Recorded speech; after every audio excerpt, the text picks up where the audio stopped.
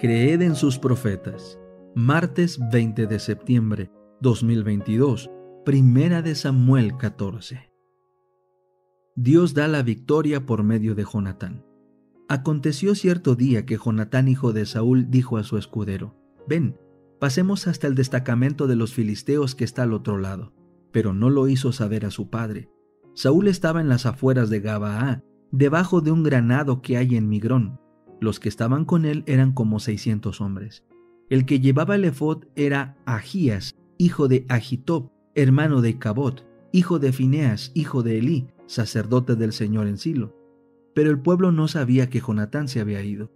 En el paso por donde Jonatán procuraba llegar al destacamento de los filisteos, había un peñasco agudo a un lado y otro peñasco agudo al lado opuesto. El uno se llamaba Boses y el otro Sene. Uno de los peñascos estaba situado al norte hacia Micmas y el otro al sur hacia Gabaa.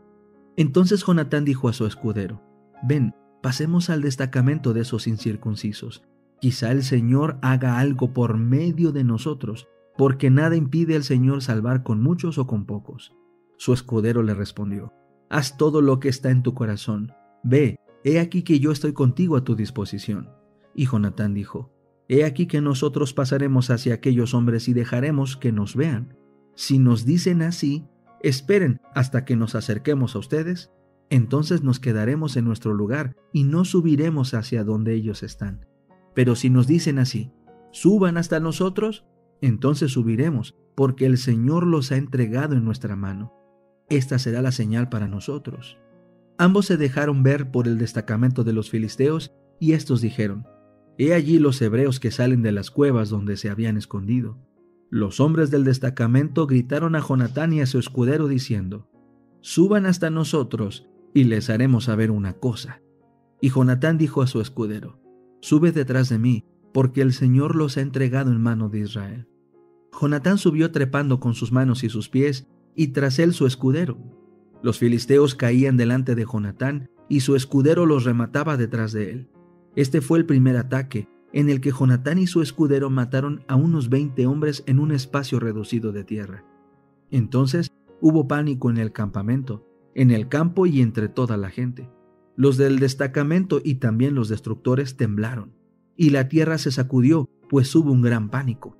Los centinelas de Saúl miraron desde Gabaa de Benjamín, y aquí que la multitud se dispersaba yendo en todas direcciones. Entonces Saúl dijo a la gente que estaba con él: Pasen revista y vean quién de los nuestros se ha ido.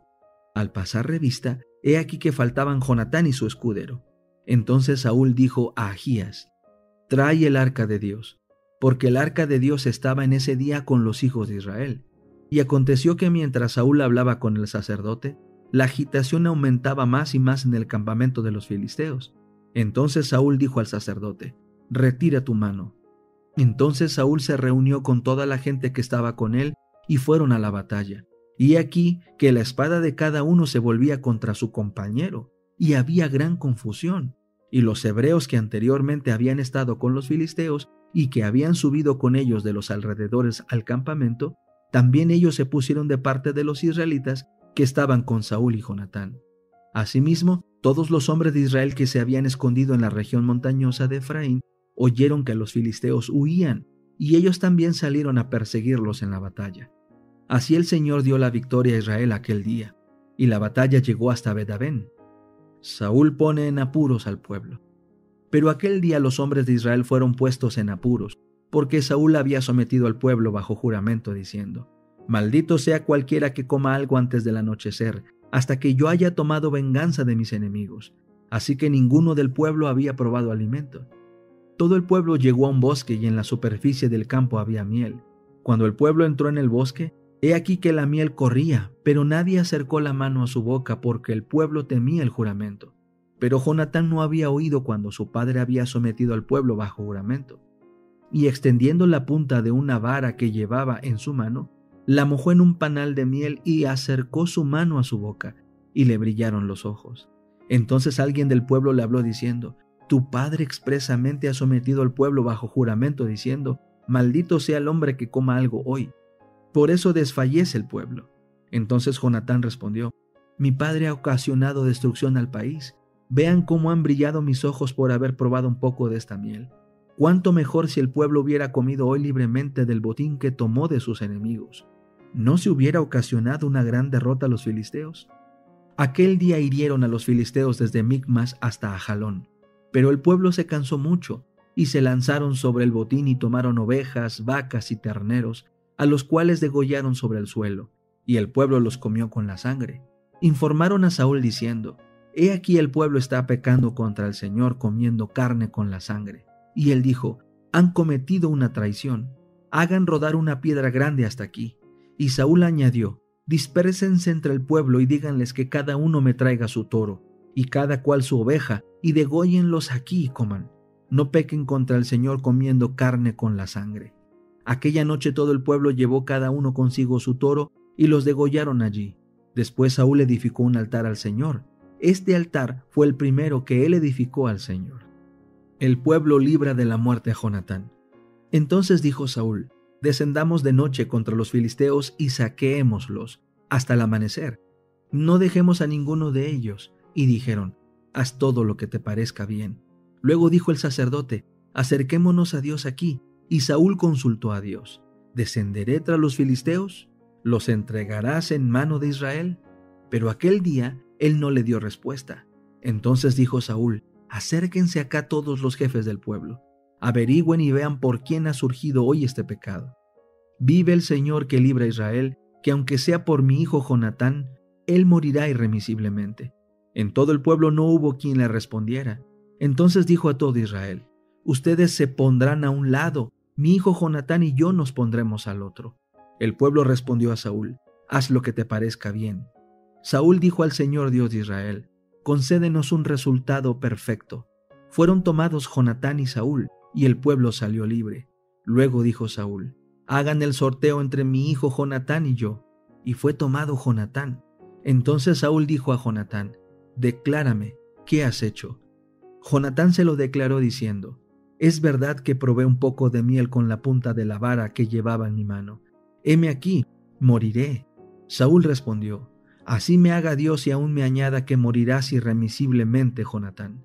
Pero el pueblo preguntó a Saúl: ¿Ha de morir Jonatán, el que ha logrado esta gran victoria en Israel?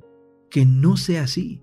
Vive el Señor, que no caerá a tierra ni un cabello de su cabeza, porque hoy ha actuado con Dios. Así el pueblo libró a Jonatán y éste no murió. Saúl dejó de perseguir a los filisteos y los filisteos se fueron a su lugar.